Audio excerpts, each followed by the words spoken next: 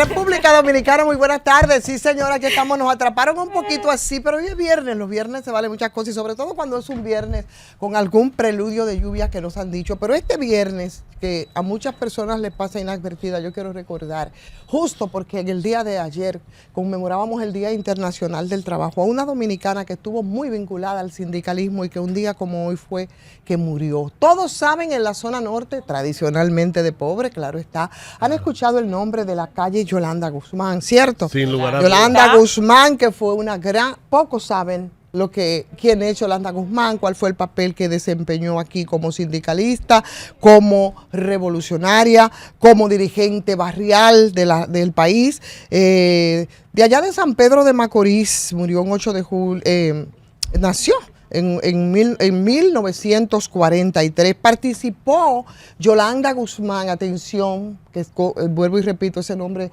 nos retumba a todos.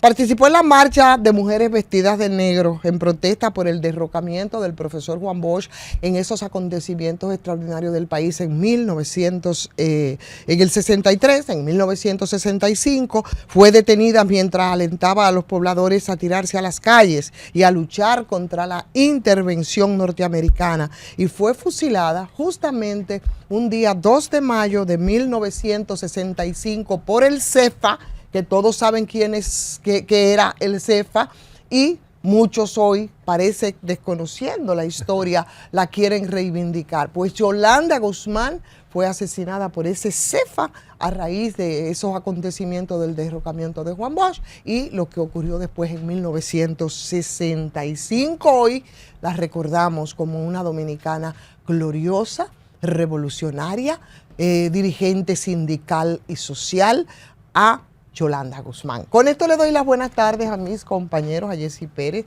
de La Rosa. ¿Cómo están ustedes? Buenas tardes, Ivonne, de La Rosa, definitivamente.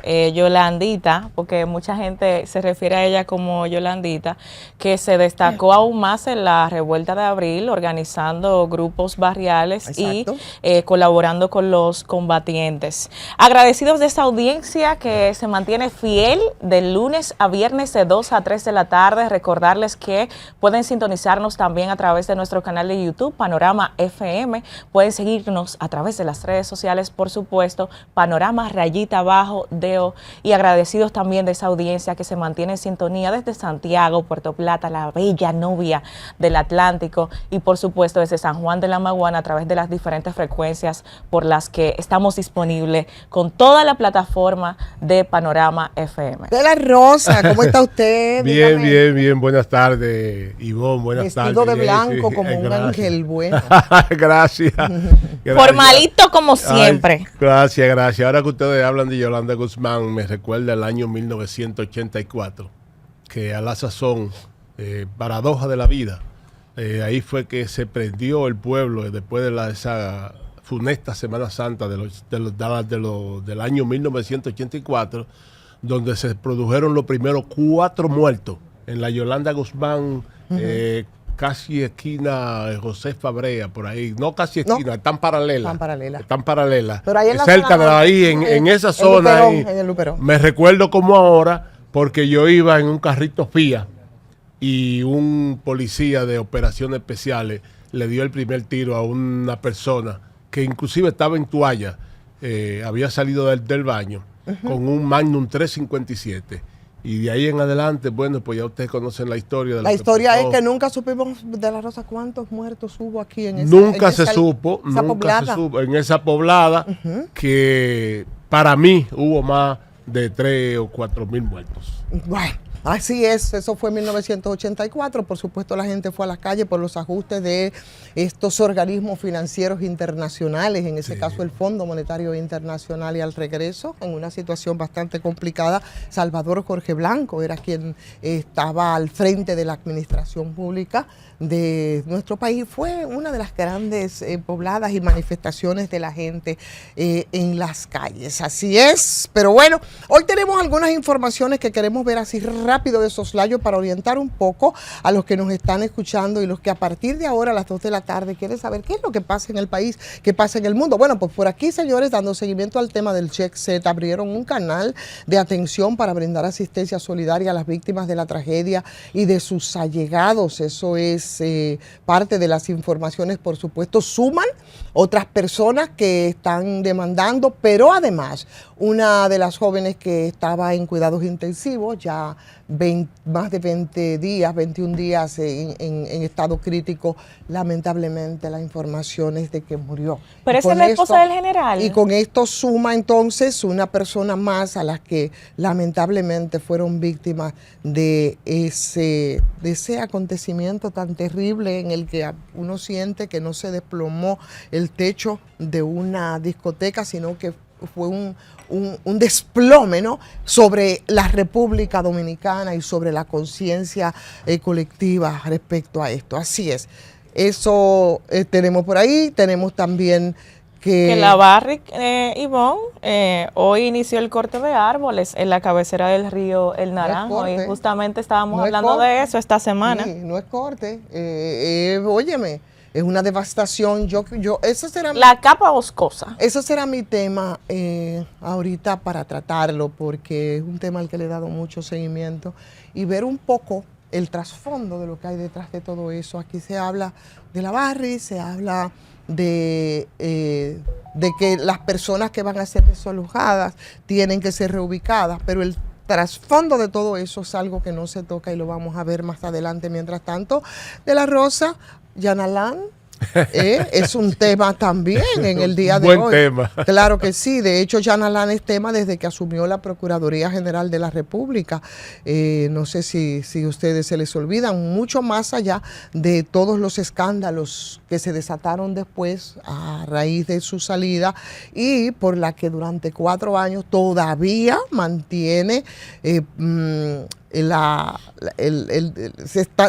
ahora parece, yo no sé cómo usted lo va a explicar, pero ahora, bueno, ya se le varió la medida de coerción, no grilletes, no encierro, ¿cómo se dice? Prisión domiciliaria, no todo esto. Sin embargo, el proceso continúa, ¿no? Es que aparentemente, bueno, a partir de lo que dice la ley, ¿no? Porque a más de las conjeturas que podamos hacer y de las responsabilidades que se puedan establecer en este caso, qué es lo que dice la ley. Y con eso yo le doy las buenas tardes de nuevo, porque me parece que usted tiene elementos interesantes para aportar respecto a ese tema.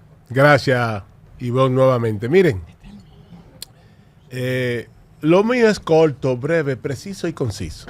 La verdad es que se volvió a anotar un triunfo la magistrada hoy, Procuradora General de la República, la licenciada Jenny Berenice Reynoso, con el tema de Jan Alain.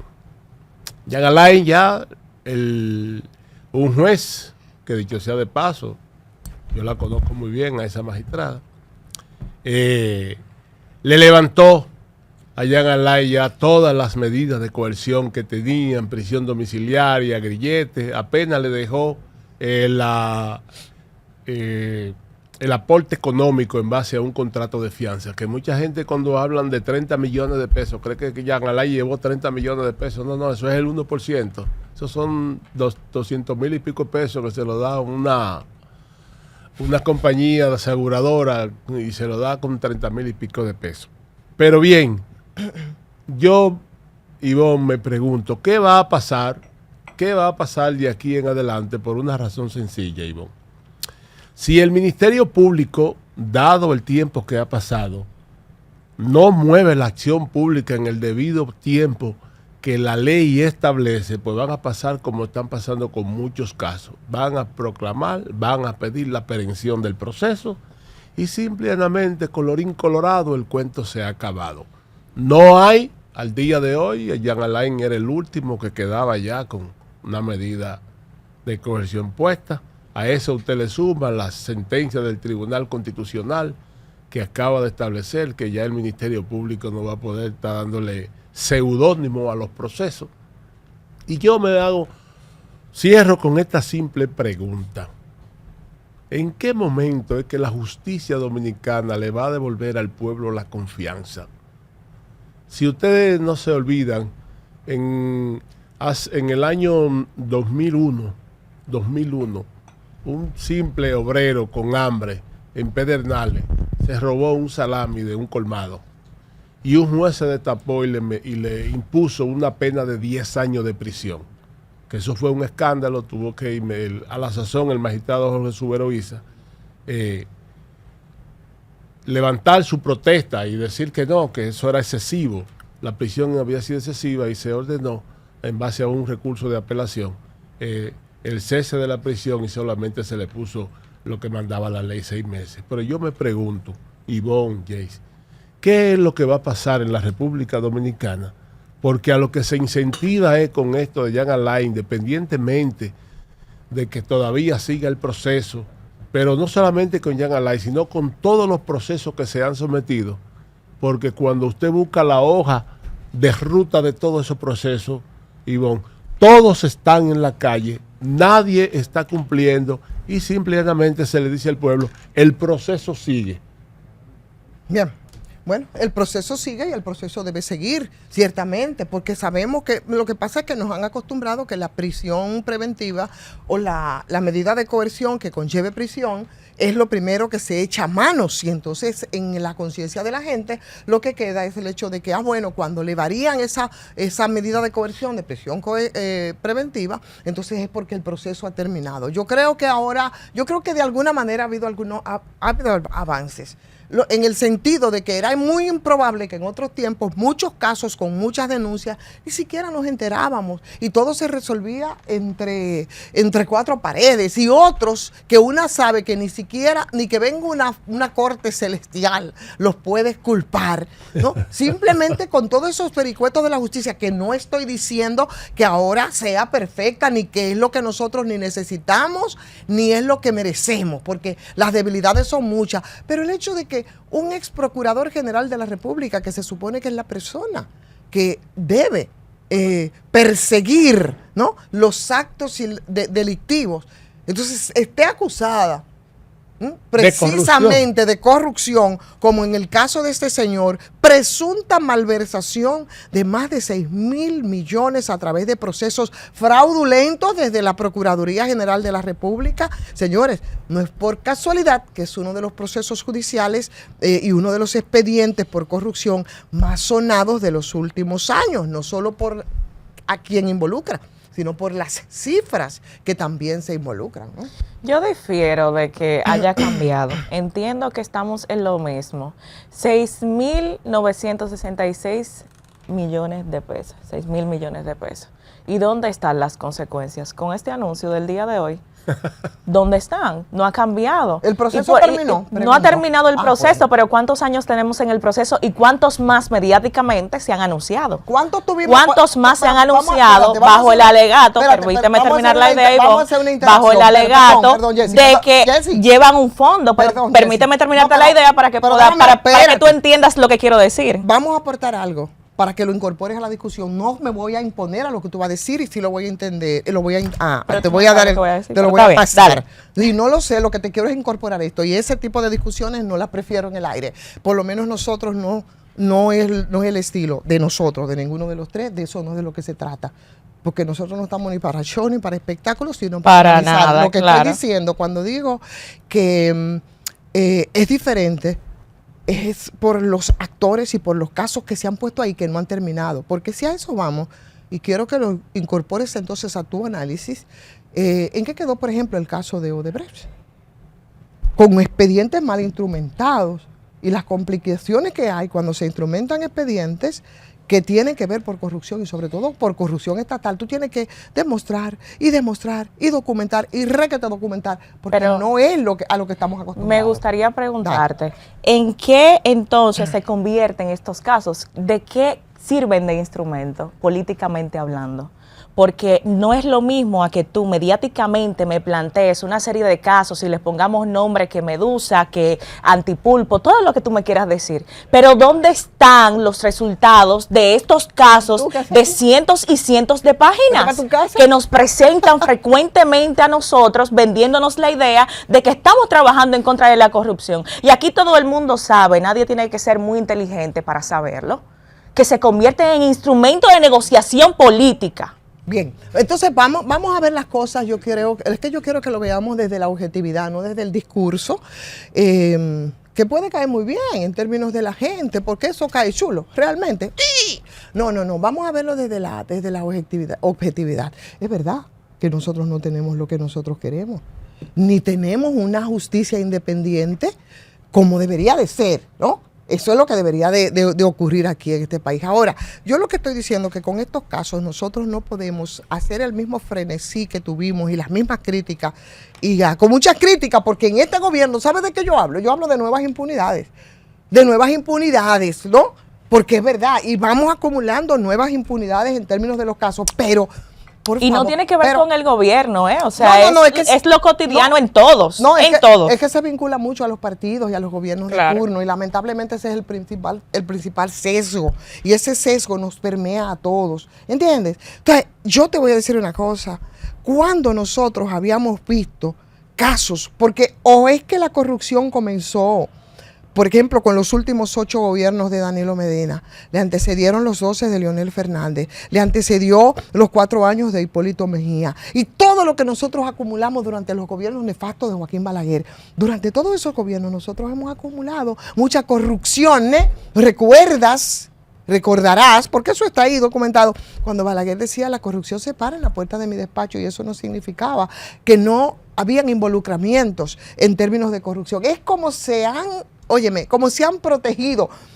Lo que yo estoy diciendo no es que ahora es wow, es lo que nosotros queremos, pero yo pienso que hubo algún nivel de avance, por lo menos en el hecho de que nosotros sepamos que el anillo más cercano de un expresidente, no estoy diciendo que no ocurriera con lo que le antecedieron, ni siquiera estoy diciendo que no esté ocurriendo ahora, para que no se confunda, pero que sus más cercanos colaboradores estén puestos ahí y hayan sido admitidos, aunque no los condenen, Jessy. Pero el hecho de que personas de las que están involucradas en esos expedientes hayan devuelto dinero es una forma de admisión. Yo creo que es un avance.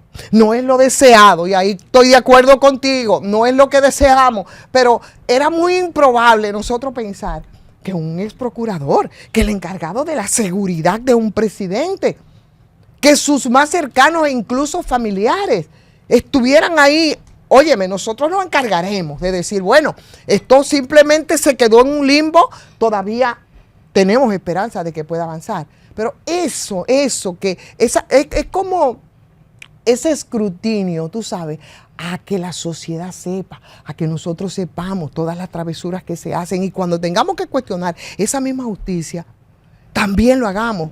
Yo coincido contigo totalmente en ese sentido, pero no podemos, señores, no podemos decir que por lo menos nos lo han puesto ahí los presuntos ladrones del erario público, y tenemos que decirlo, y decirlo duro, para que los que están construyendo las nuevas impunidades sepan que estamos pendientes, ¿me entiendes? Por lo menos de saberlo, la condena moral de todos nosotros, ¿me entiendes? ¿Cuántos presos hay? Ninguno. Ah, ok. No hay ningún preso, y se está en el proceso, y por eso a mí me gusta, yo estoy diciendo, verlo desde lo puramente técnico jurídico. En este caso, ¿qué pasaría? Y a mí me gustaría una opinión de verdad, profesional, técnico, jurídica. ¿Qué pasaría, por ejemplo, con el caso de los moluscos, de todos? ¿Qué pasaría? ¿Cómo eso se va a manejar? En el caso de Jan Alain, para quedarnos en del que estamos conversando ahora, ¿qué va a pasar? ¿Qué es lo que sigue? ¿Cómo va a terminar? ¿Va a ocurrir lo mismo que con Odebrecht, por ejemplo? Porque ahí sí es verdad que tuvieron todo, todos, de todos los partidos.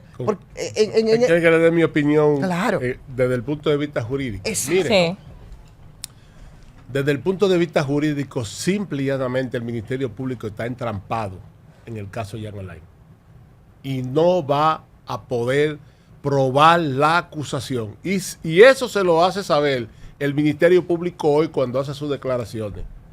Dice que harán lo imposible por desbaratar la presunción de inocencia de Jean Alain. Eso significa que el Ministerio Público, a pesar de sus 12.900 páginas que tiene, no tiene en específico firme una prueba que pueda definitivamente llevar a un juez a su íntima convicción de que lo debe condenar. Y eso, déjeme darle un dato, y con esto termino. Y esos son trucos jurídicos. Trucos jurídicos. Dame aquí, ponme aquí, vámonos por aquí. Y al final de la jornada, todo se queda ahí. Y son pan y circo. Sí, sí. Pero claro, y son trucos jurídicos también, son trucos jurídicos en retrasar el proceso. Sí, totalmente. Son trucos jurídicos que 12.000 páginas que pudieron reducirse muchísimo y lo que se hizo en qué sé yo cuántos años se pudo hacer en un mes, en 2 meses. Y es un derecho, yo digo, como recurso de los abogados, porque además en estos casos de personas acusadas de robarse el dinero de nosotros todos, tienen, por supuesto, se les presume mucha acumulación para pagarse buenos abogados que saben lo que hacen. Entonces, cuando yo me refiero a eso, a los elementos técnicos jurídicos, aplica para todo. No podemos negar que estos procesos también han sido retrasados y que esas 12.000 páginas se obligó a que tuvieran que leerse, señores. Ustedes saben lo que fácil leer 12.000 páginas, el tiempo que se perdió en este caso. Pero usted sabe qué pasa. Pero eso es legítimo. Ellos podían... Sí, así es. Eso lo establece la norma. Entonces, en conclusión y en el fondo, son esas complicidades que correcto. que se dan y la falta de voluntad política, esa es la verdad. Mire, yo le voy a decir, yo tuve la suerte de participar en muchos casos grandes en este país. El último que participé fue en el caso Figueroa Agosto. El último que participé y yo mutuamente me saqué porque me dio hasta vergüenza y sabía lo que iba a pasar ahí. O sea, que eso no fue un cártel de mamacitas, como dijo Jiménez cuando hizo aquella famosa... Yo le voy a hacer la anécdota. Porque al final, señor, en el caso de José David Figueroa Agosto, todo se redujo a un cártel de mamacitas. Claro, yo le voy a hacer la anécdota, Ivonne. Mire, yo le voy a hacer la anécdota cuando se resuelve el caso. Cuando sale Sobeida de aquí, ella estaba enfrente de mí, yo me tocaba el asiento de atrás. Y trajeron a Sobeida ese día. Y Sobeida preguntó, vino un periodista y le preguntó a Sobeida,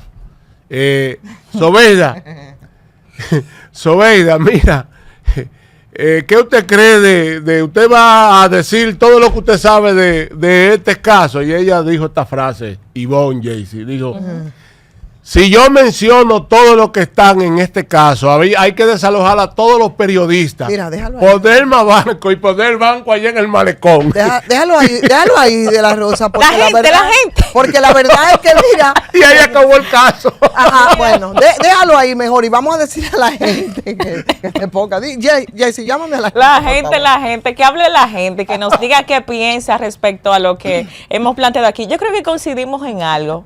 Se alargan los procesos y nos quieren vender sueños con el discurso vacío. 809-472-9696 y la línea internacional 1833-706-8434. Llame aquí, llame usted, hable. Bueno, yo siempre voy a creer y voy a reivindicar a una procuradora que es la que acaba de salir, que se llama Miriam Germán Brito. A mí hay que demostrarme muy bien que Miriam Germán Brito no es una persona honesta a carta cabal. Buenas tardes. Ay, espérese. Sí, hola. Buenas tardes, Ivonne, ¿cómo está usted? Buenas tardes, Ivonne, ¿cómo están ustedes? ¿Cómo están todos? Hola, ¿cómo están? Sí, y Ivonne, quería decirle algo a ustedes, a todos, precisamente a usted.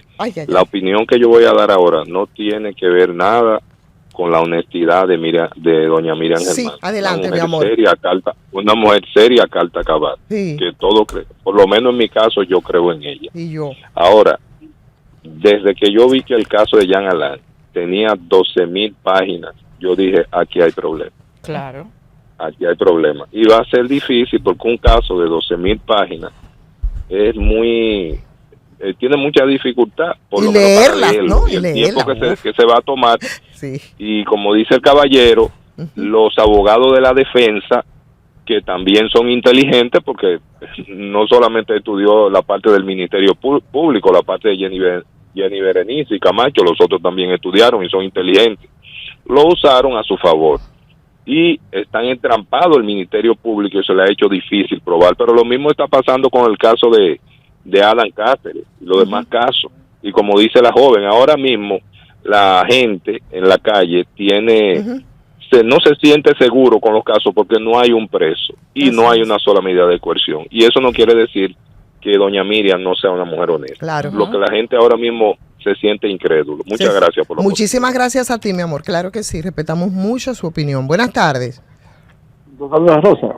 Sí, Hay vamos a ver si hay un problema de redacción de un comunicado que tiró la defensa de General Blanco. Habla de una fecha del 23 de junio, de juicio de fondo. Revise esa parte, a ver que si hay una confusión, porque realmente el caso lo que continúa lo que es la parte de la instrucción. ¿Usted dice del caso Medusa? Digo, del caso Yanalán. Sí. Del caso Yanalán. Sí, que se dice que va a comenzar ahora de cero, es lo que tengo entendido. No, el 23 de junio, el juicio de fondo, la primera audiencia. ¿Empieza de cero? Empieza de cero, eso. Bueno, pues ahí está, muchas gracias. Buenas tardes. Aló, buenas. Hola, ¿cómo está usted? Víctor Núñez aquí, todo el equipo. Ya, gracias. La pregunta que yo habría, ¿cuándo ha habido igualdad aquí con la justicia? Y un caso de 12,000 páginas es para que las películas son como las películas malas, que nunca pasan. Es para que nunca pasen. Muy bien, Víctor. Hola. Hola, buenas tardes. Panorama. Sí, a su orden. Ustedes saben que mi nombre es Juan Mateo.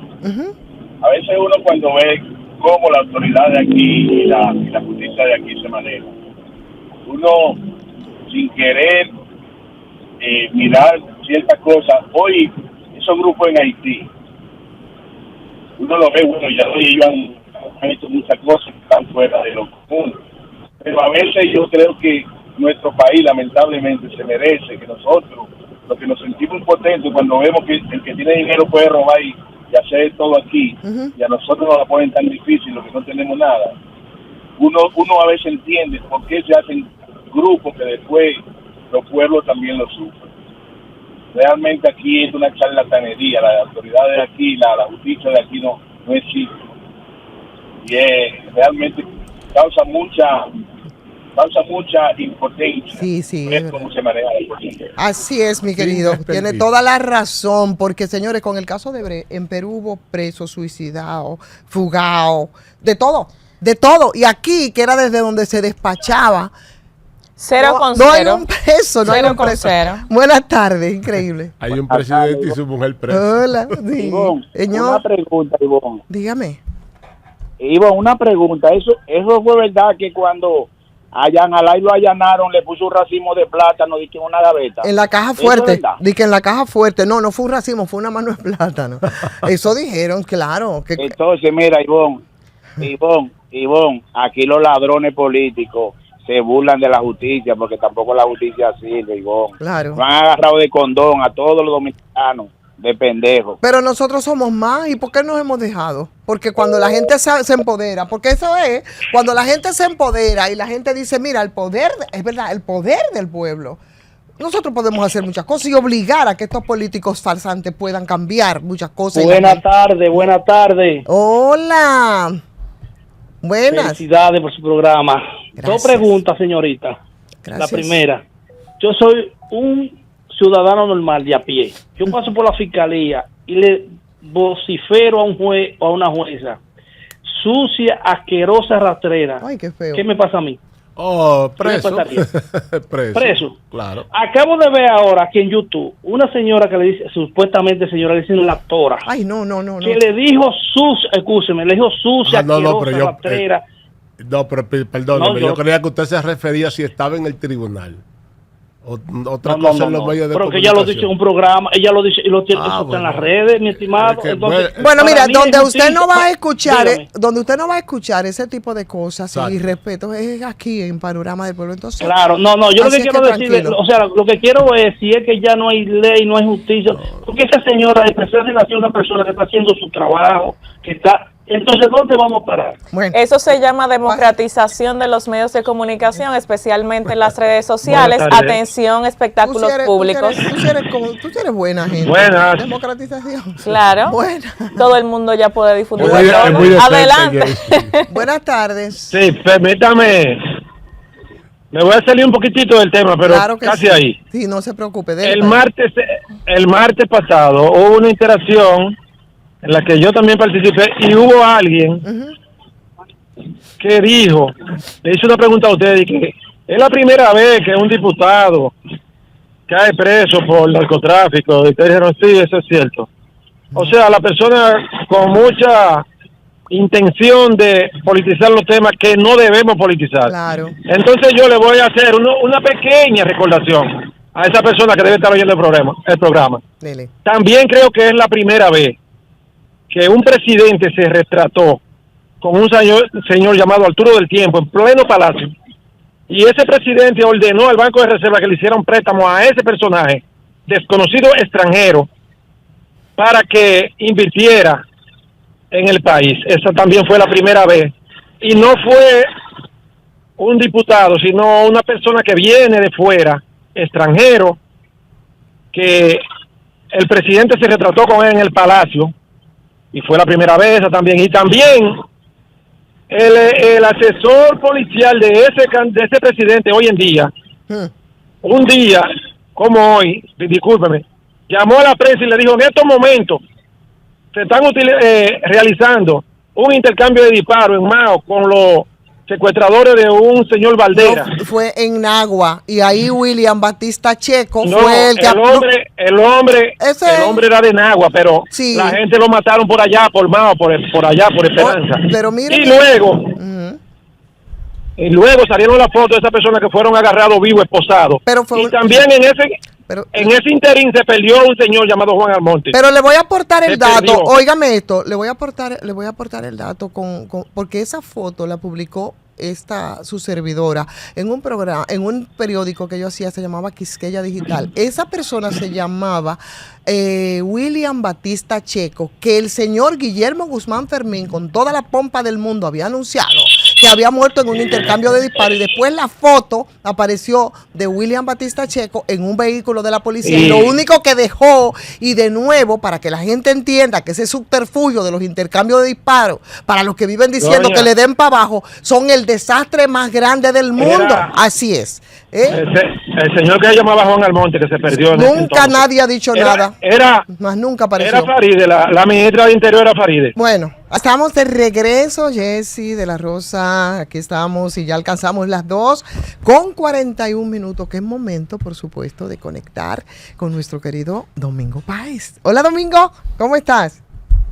Gracias, Reina. Saludos a De la Rosa, que me cuentan que se incorporó hoy. Así es, señor Domingo. Y es Dayanara, Enger y al querido Cundo. Un abrazo, Domingo. Gracias. Ustedes recordarán, sobre todo Jessy, que en ese momento era productora del espacio donde estábamos Ricardo, Andrés L. Mateo, Fafa y yo.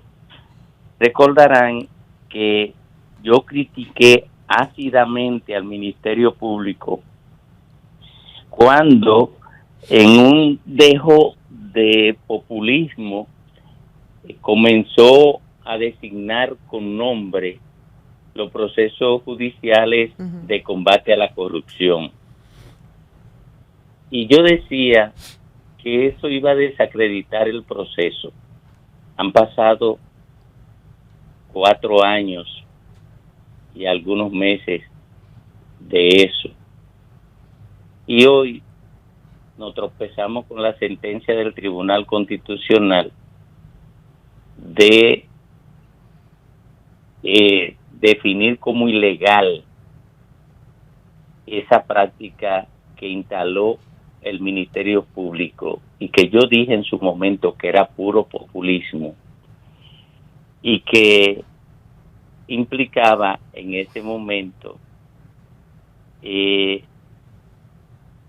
mirar más a la efervescencia social que estaba contra la corrupción que al hecho real de perseguir a quienes habían saqueado el Estado Dominicano y quienes habían utilizado el Estado Dominicano para incrementar su fortuna o instalar estructuras mafiosas.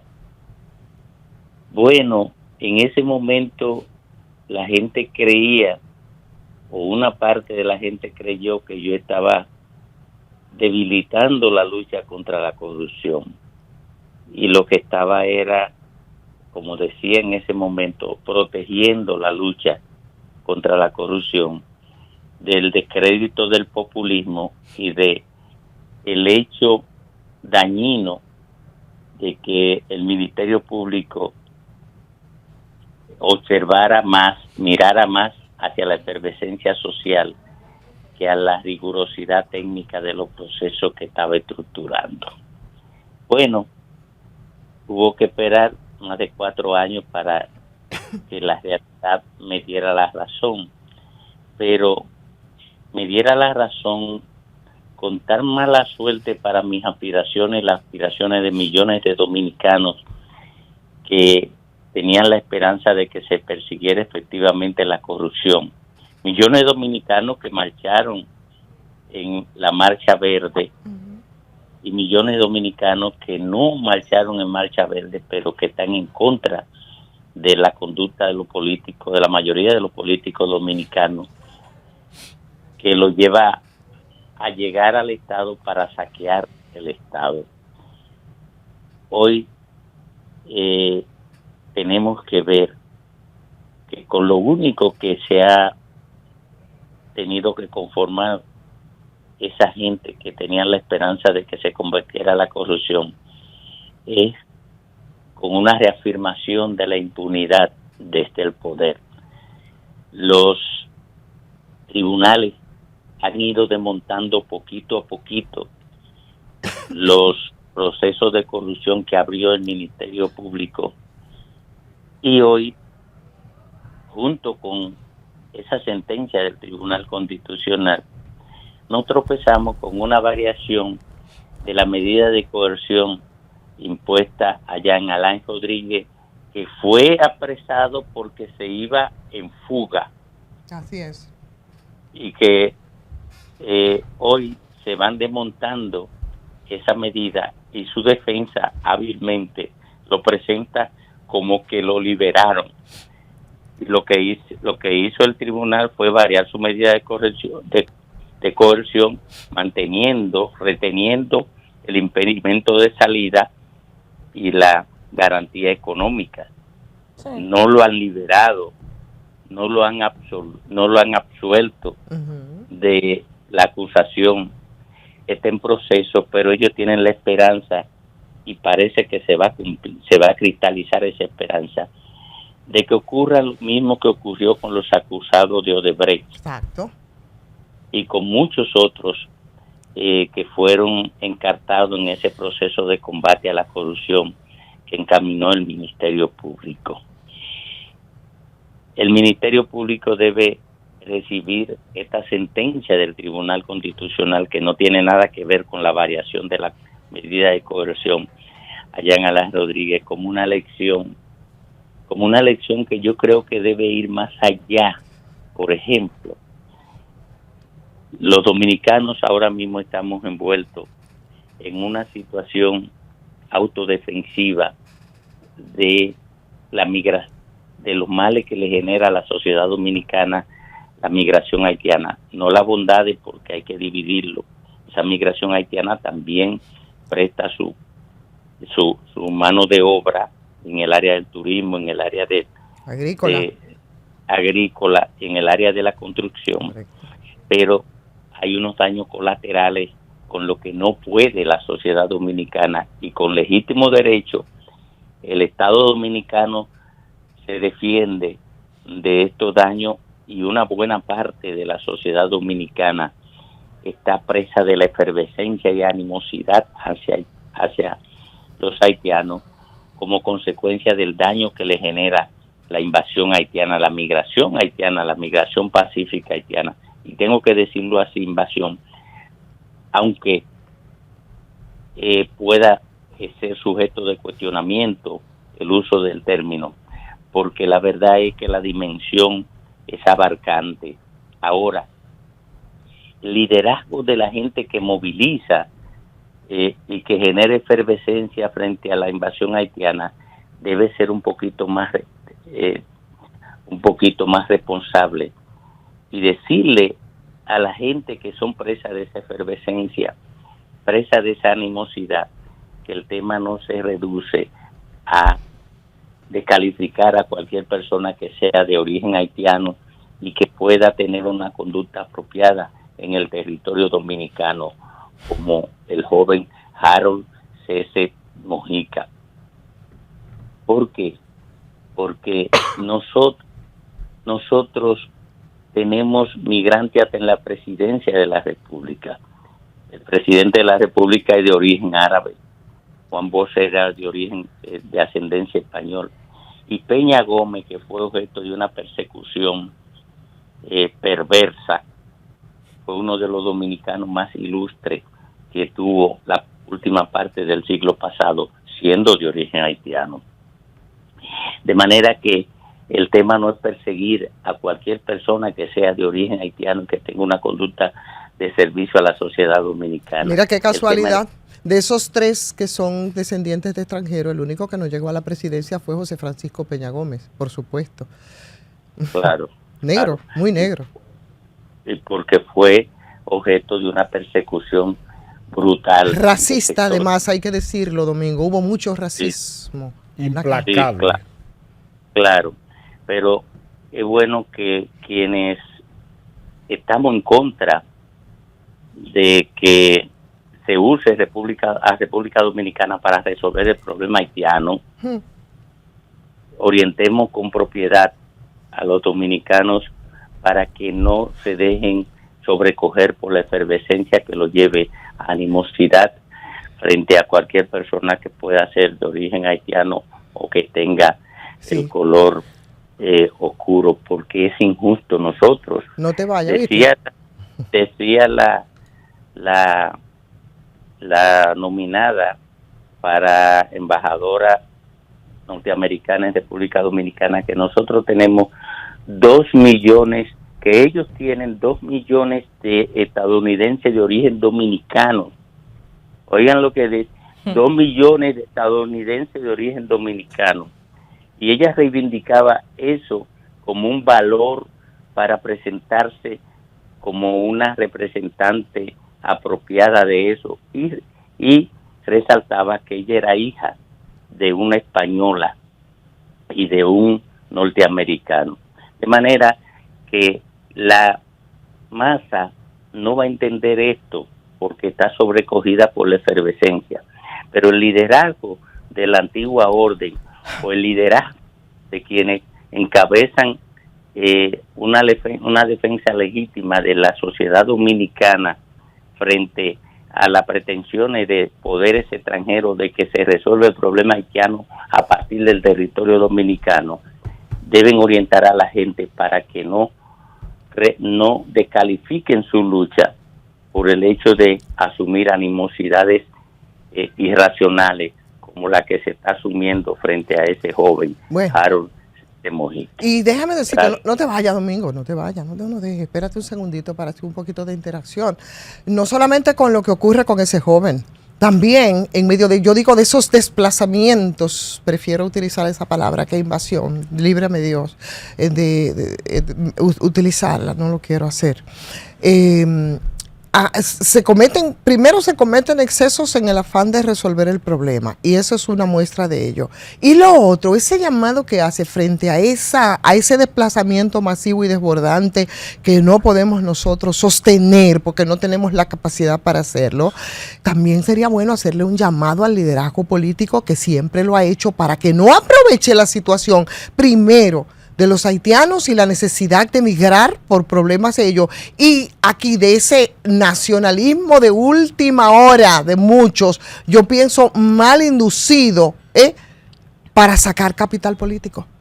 frente a problemas reales que nosotros tenemos, porque se utiliza de manera muy consciente, aprovechando incluso a veces la poca capacidad de alguna gente para entender el fondo del problema, para manipular políticamente, y eso no es justo. Mira, yo pienso que es pueril un llamado a los políticos, puesto que si nosotros estamos confrontando este desastre migratorio, producto de la entrada desorganizada de migrantes haitianos a territorio dominicano, es porque los políticos dominicanos no han tenido visión ni interés en organizar esto, porque nosotros muy bien podríamos tener los haitianos trabajando en el área que necesita la economía dominicana. De manera organizada, claro. Sin esta efervescencia, que yo reitero, es una invasión, aunque sea pacífica. Me quedo con el término porque no tiene que ser armada la invasión, puede ser pacífica. Y es pueril llamar a los políticos a esto porque ellos, en esencia, el objetivo fundamental de un político dominicano es saquear las arcas del Estado. Sí.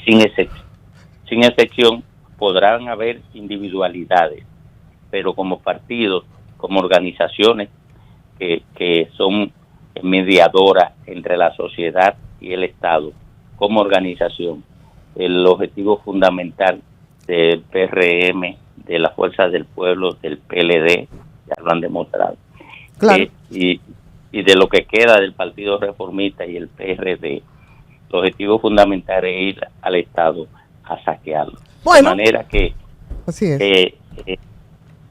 Nosotros tenemos que quedarnos con lo que pueda hacer la sociedad civil para defenderse de la desgracia de tener formaciones políticas que han abandonado cualquier valor que lo vincule con lo correcto. Bueno, por lo menos, don Domingo, gracias, te despedimos ahora sí, a descansar, a descansar porque ya casi nos estamos despidiendo, pero decir que cuando se le hace la advertencia al liderazgo político, a los gobiernos respecto a la situación haitiana, es porque, vuelvo y repito, ha habido una ausencia de voluntad política para resolverlo, ha habido una necesidad intencionada de utilizar el tema para sacar capital político. Lo han hecho todos, lo hacen ahora y eso es muy, muy lamentable. De verdad, señores, ya se acabó el tiempo. Ya nos están diciendo que bye bye. Entonces nosotros nos vamos y vamos entonces a dejarle el espacio para los compañeros que vienen ahora. Panorama de la tarde. No, es que es el panorama de la tarde, así es que con ellos los dejamos, nosotros nos vamos.